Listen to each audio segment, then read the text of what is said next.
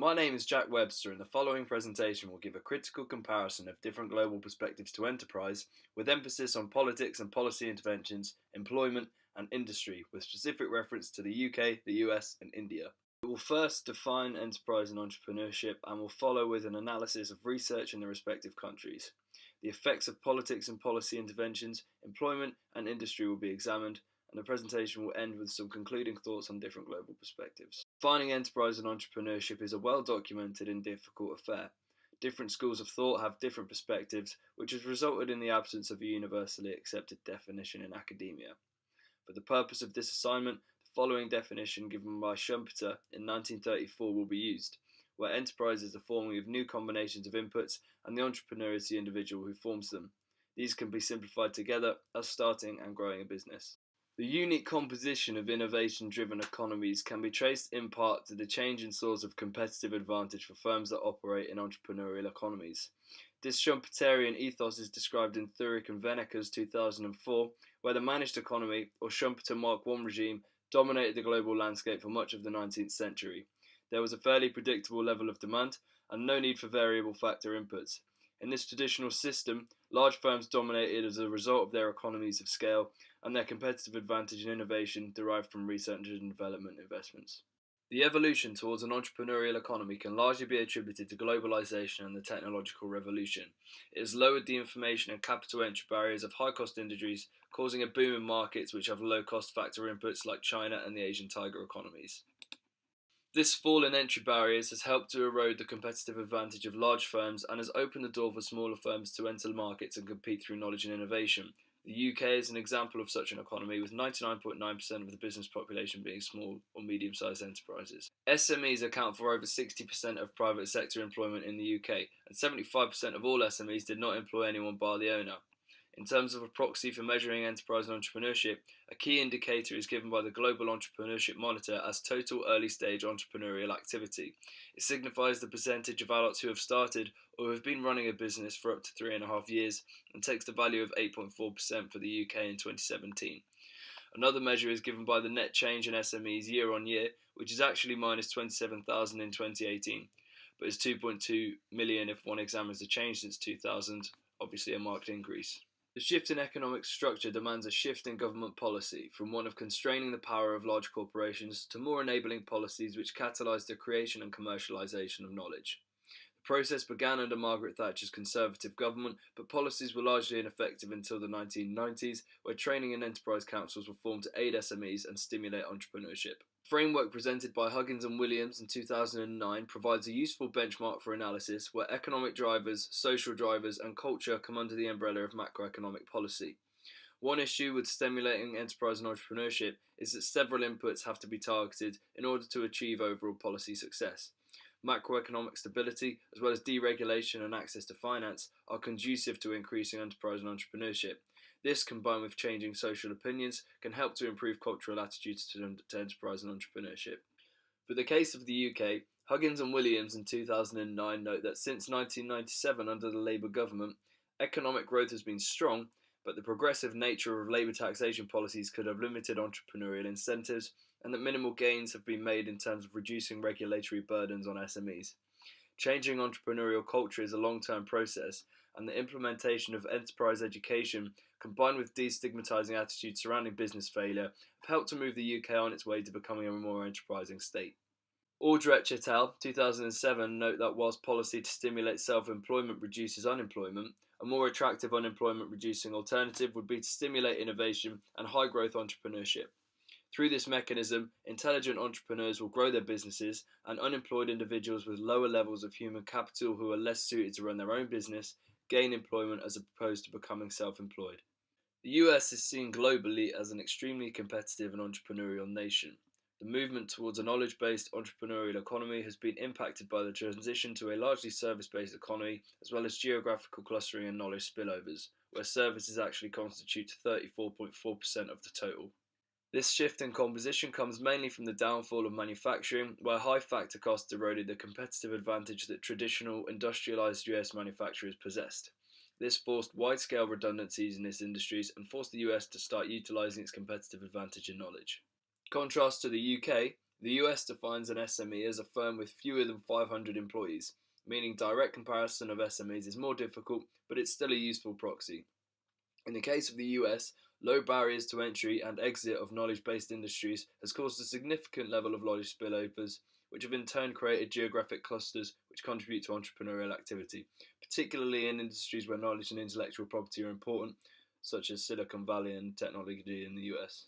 This has in turn increased the competitiveness of small firms and has encouraged more entrepreneurs to start a business, giving rise to the US having an SME boom, where currently SMEs account for 47.5% of all private sector employment and make up 99.9% of the business population.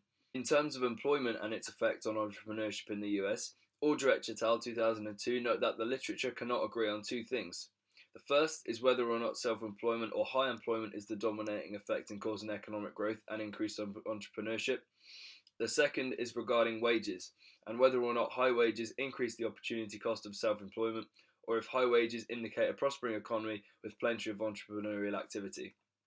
Gibb, 1993, argues that the opportunity cost of leaving permanent employment and starting a business is lower, and hence the entrepreneurial tendency higher. Arguably, the main reason that the US and the SMEs within it are so entrepreneurial is that the entrepreneurial culture from the top down and bottom up is encouraging, reflected in the GEM 2018 as having a high societal status to entrepreneurs, as well as a high level of entrepreneurship, the entrepreneurial activity within firms. The availability of finance, labour market flexibility, and the commencement of the Small Business Innovation Research Programme have all contributed to the US having appealing conditions at the macroeconomic level. The SBIR provides finance and support to SMEs which are engaging in research and development activities that have scope for potential profit making once commercialised.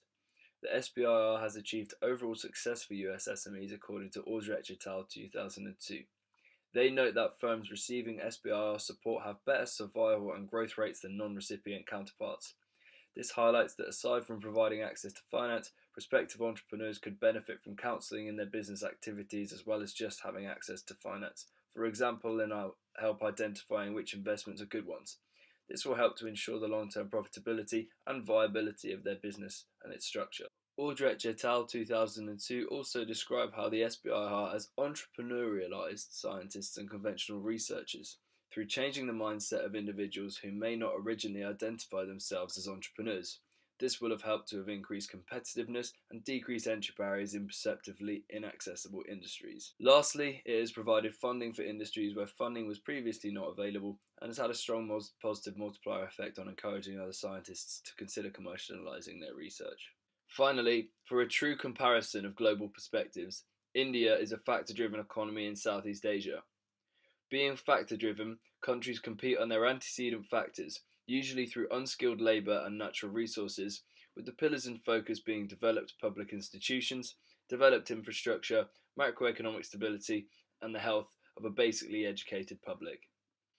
India has not received much academic attention, with only a handful of articles focusing on it in relation to entrepreneurship.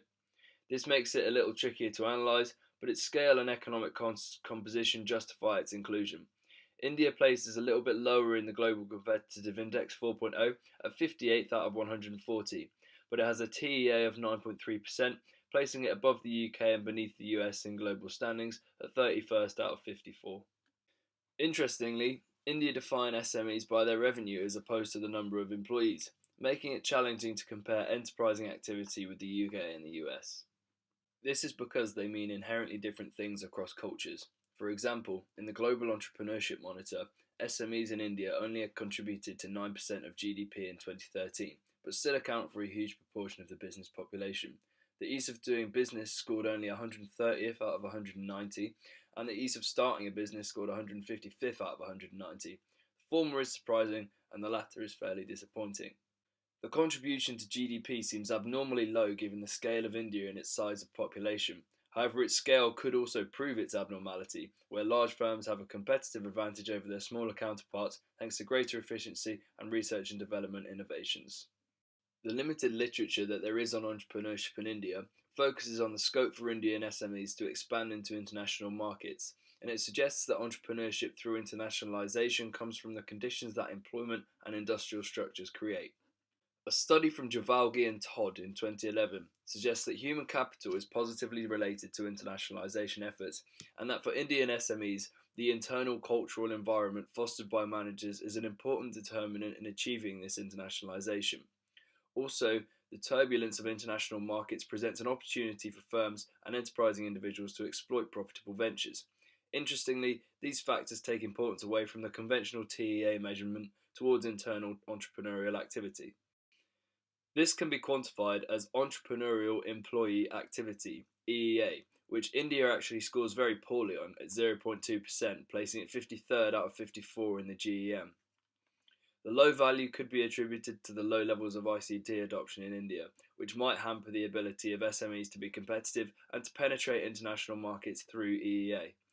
According to Javalgi and Todd in 2007, leveraging IT capabilities would help to take advantage of the skilled pool of labour which India possesses and could lead to SMEs securing a competitive advantage in their factor inputs. From the analysis, it is clear to see that different countries have a different perspective to enterprise. As a country develops, different pillars given in the Global Competitive Index 4.0 become more relevant. In the UK and the US, for example, policies to stimulate high-end innovation, competitive industries with many small firms are more important, whereas for India, policies to encourage more widespread adoption of IT could prove more useful in improving its entrepreneurial outlook. Ahlstrom et al. 2008 said that the underlying assumptions may not traverse cultural boundaries, emphasizing the importance of researching these factors. This is a main takeaway from this presentation also, because whilst the political environment, industrial structure and employment levels are important, an avenue for future research is that the cultural interactions with these variables needs to be analysed. Additionally, the effects of entrepreneurial education at various levels of educational systems and the effects of the unexamined variables also need to be considered in order to implement more efficient and successful policy. Thank you for listening.